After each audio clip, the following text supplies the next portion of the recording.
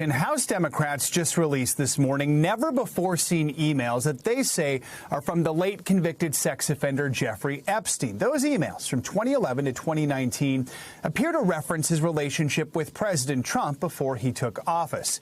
The emails were obtained by the House Oversight Committee from Epstein's estate. Much of the context surrounding the emails is unclear, but in one email from 2019, Epstein wrote to journalist Michael Wolff that Trump, quote, knew about the girl. In another exchange, Epstein wrote that the president, quote, spent hours at his house with a person who House Democrats say is one of Epstein's alleged victims. Epstein died by suicide in prison in 2019. While President Trump has said that he and Epstein were once friendly, he has denied being involved with or having any knowledge of Epstein's sex trafficking crimes. The president has not been accused of any criminal wrongdoing in connection with Epstein. The White House did not immediately respond this morning to NBC News' request for comment. NBC News Chief Capitol Hill correspondent Ryan Nobles joins us now with more on this. So, Ryan, we're looking at 3 email exchanges here, one in 2011 between Epstein and his longtime confidant, Ghislaine Maxwell, who was convicted of facilitating his crimes. The 2 other exchanges, 2015 and 2019, are with that author, Michael Wolff. Walk us through how these emails were obtained and what all they say.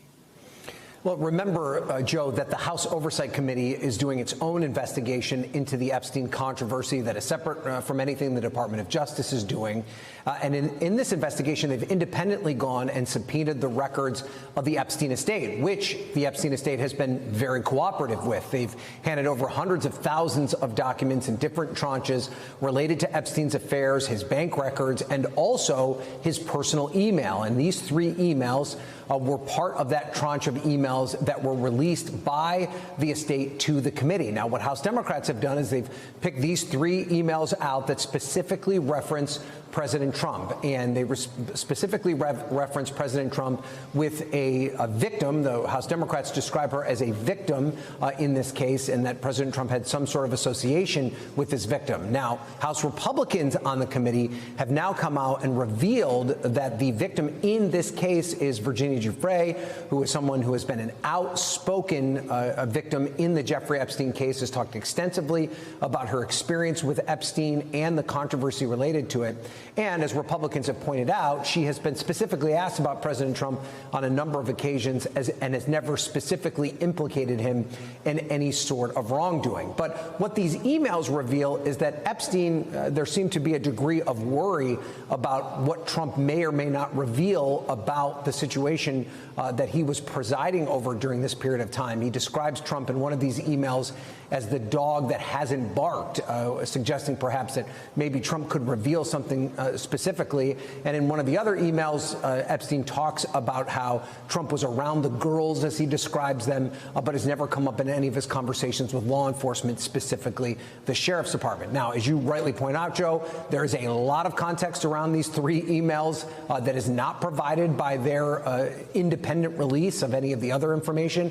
I'm just being told in the last few minutes that the Republicans have now released a big volume of information from this discovery collection of the Epstein estate. So perhaps we'll learn more information as a result of that. But it is significant because time and time again, President Trump has denied any sort of specific connection with Jeffrey Epstein's crimes, any sort of connection with the women that were involved in this controversy.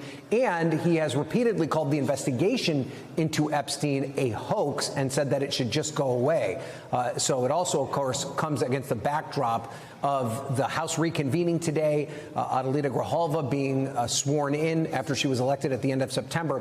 And she, of course, will become the last signature on that discharge petition that will force a vote on the House floor to compel the Department of Justice to release all the information that they have related to the Epstein controversy. Joe. And Ryan, you mentioned Virginia Giuffre. We should note she did die by suicide earlier this year. You talk about what next steps could be for Democrats, whether it's the House Oversight Committee or this discharge petition. Talk about what comes next and what Democrats are calling for.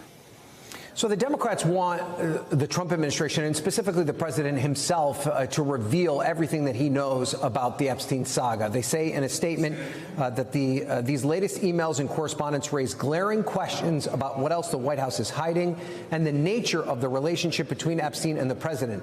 The Department of Justice must fully release the Epstein files to the public immediately. And what has often been the problem throughout the course of this saga, this controversy, if you will, Joe, is that the part of the reason that all this information hasn't been released is because it's not fully vetted and it may implicate people who did nothing wrong. And so that's why the Department of Justice has been reluctant to do so. But the people that are calling for it believe all the information needs to be out to the public so that people can get a full understanding of everything that went on during the Jeffrey Epstein controversy. Joe. All right. Ryan Nobles, thank you so much. Still waiting for reaction from the White House. We expect more reaction to this story throughout the day here on NBC News Now. We thank you for watching, and remember, stay updated on breaking news and top stories on the NBC News app or watch live on our YouTube channel.